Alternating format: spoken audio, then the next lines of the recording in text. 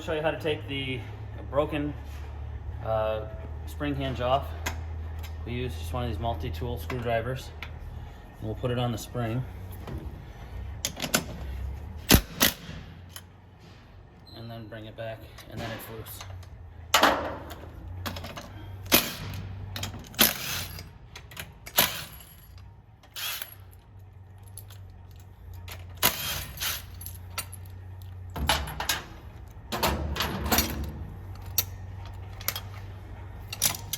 And then the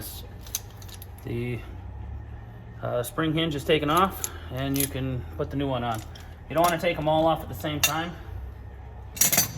So when you put it back on, you'll take the bolt without the washers and put it over here where the spring's going to be.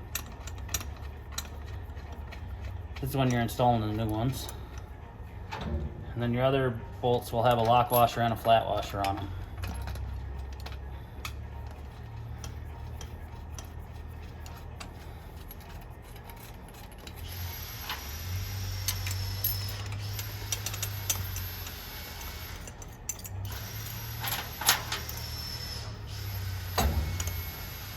So you're going to make sure that everything's straight. So you'll take the pin of this spring and you make sure it's in line with the opening in the seal. Just make sure everything's straight.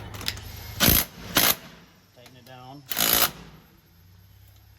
Spin this up. Spin your latch around and tighten this.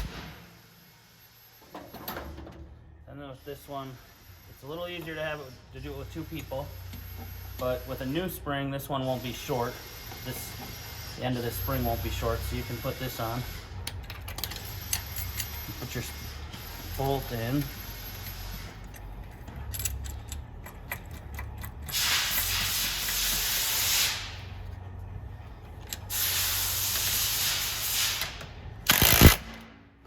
And what you'll end up doing is needing to cut the tip of this off.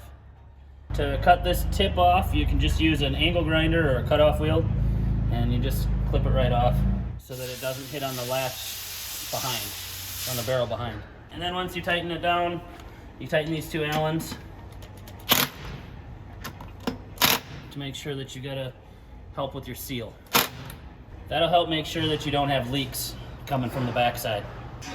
And that's how you install one, and you do the same to all the rest of them. You're just making sure everything stays in line. You've got a straight edge that you can put on to make sure that they're all in line with each other.